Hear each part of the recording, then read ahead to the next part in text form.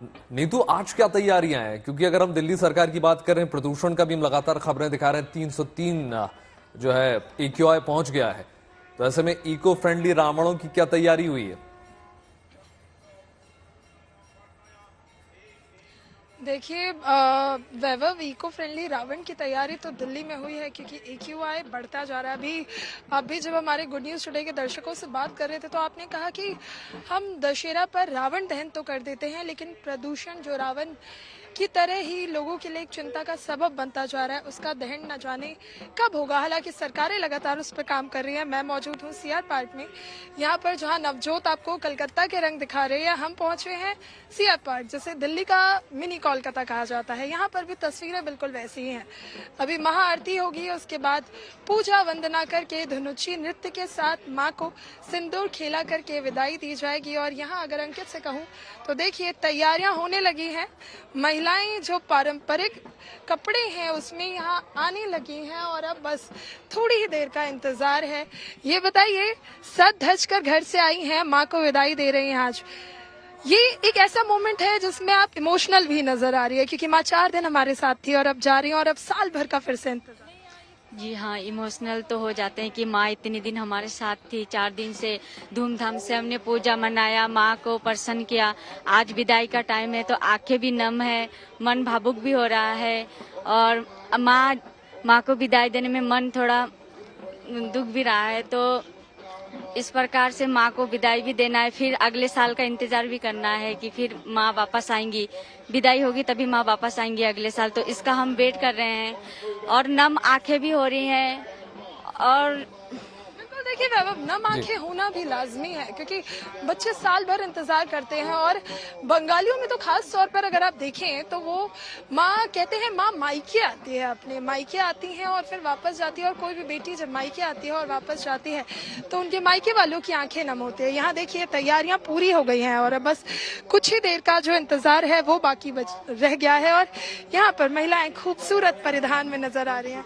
कहाँ से आए हैं आप? CR पार्क से? अच्छा, साल भर आप लोग दुर्गा पूजा का इंतजार करते हैं, बहुत खूबसूरत कपड़ों में नजर भी आ रही हैं।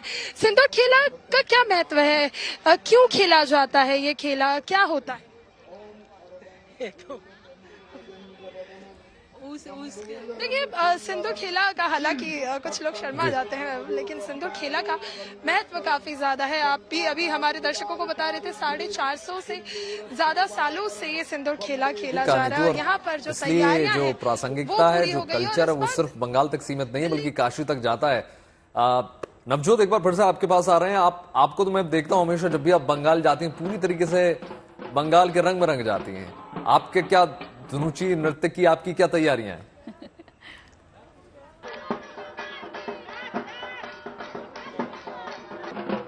नवजोत सुन पा रही है?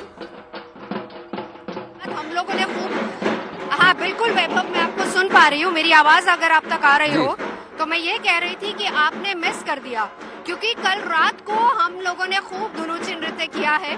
और शाम के वक्त, क्योंकि जब संध्या आरती हुई थी, परंपरा है कि संध्या आरती के बाद हर क्लब की तरफ से, हर पूजा पंडाल की तरफ से धुनुची नृत्य परफॉर्म किया जाता है।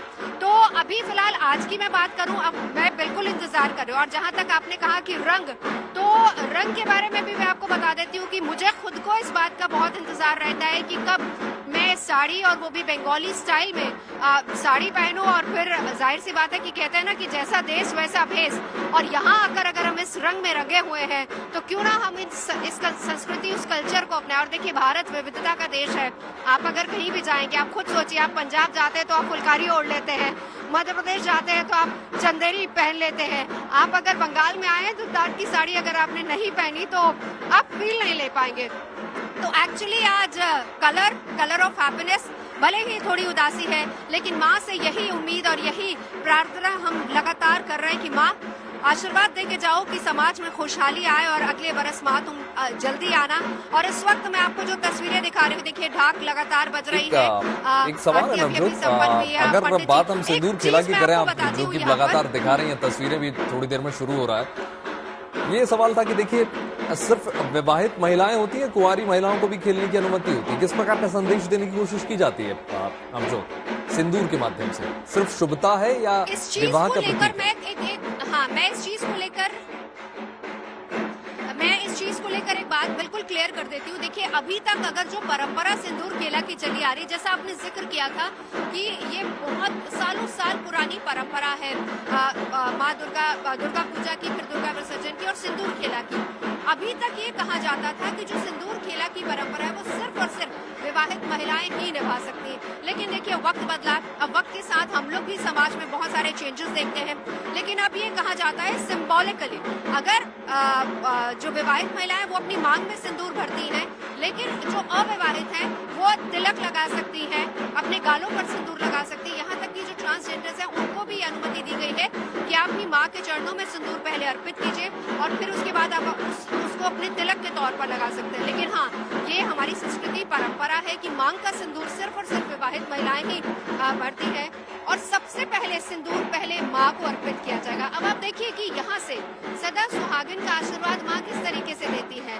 4 दिन की पूजा की, माँ की आरती की और अब माँ जाने वाली है। जाते जाते कहते हैं कि कुछ मांग लिया जाए तो माँ किसी को निराश नहीं करती। तो जाते जाते सिंदूर की डिबिया और पहला सिंदूर माँ को, पहले तिलक किया और माँ को सिंदूर, और माँ के जो पूरा परिवार है, लक्ष्मी, सरस्वती मौजूद है, गणेश है, कार्तिकेय है, सबको तिलक लगा के माँ को सिंदूर अर्पित किया और उसके बाद कहा कि माँ, ये तेरा सिंदूर है, तू भी सदा सुहागन रहे और हमें भी सदा सुहागन होने का वरदान दे के जाओ, ताकि अगले बरस जब भी आप आए मैं भी अपने पूरे परिवार के साथ रहूं। क्योंकि माँ अगर धरती पर आती है, माँ अकेली नहीं आती, माँ अपने परिवार के साथ आती है और माँ जब जाती है कैलाश तब भी अपने पूरे परिवार के साथ जाती है और सदा सुहागिन के साथ ही माँ वहाँ पर जाती है। और यही आशीर्वाद कि माँ आए हो आप हमसे मिलने, हम आपसे मिलने आए हैं, तो हमारा घर पूरा भरा पूरा रहे और आप आशीर्वाद ऐसे देके जाइए कि अगले बरस जब आपके दर्शन करने के लिए हम आए तो हम अपने पूरे परिवार के साथ यहाँ पर आए, जैसे आप पूरे परिवार के साथ दर्शन देती हैं। तो ये एक मान्यताएं हैं, लेकिन इसके साथ साथ बहुत सारी इमोशंस जुड़ी हुई हैं। अभी कुछ ही देर बाद जब हम बात करेंगे लेडीज से, महिलाओं से, यकीन मानिए कि आज सबकी आंखों में आंसू है। आंसू इस बात का कि हमको इंतजार 4 दिन का, और वो 4 दिन कैसे बीत जाते हैं पता ही नहीं चलता है। तो यही बस इस त्योहार की हम खूबसूरती कह सकते हैं।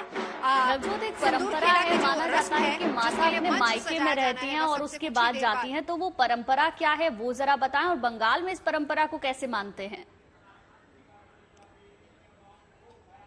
देखिए, हम जब 9 दिन के नवरात्र की बात करते हैं तो पूरे भारत में 9 दिन के जब नवरात्र होते हैं तो बहुत सारी ऐसी जगह हैं जहां पर उपवास किया जाता है, व्रत किया जाता है। गुजरात ऐसा इलाका है जहां पर लोग उपवास भी करते हैं और शाम में डांडिया खेलते हैं। यहाँ पर 6 दिन तक माँ के चेहरे पर कपड़ा होता है। षष्ठी के दिन फिर माँ के चेहरे से कपड़ा हटाया जाता है, क्योंकि कहा जाता है कि अब माँ आ गई है।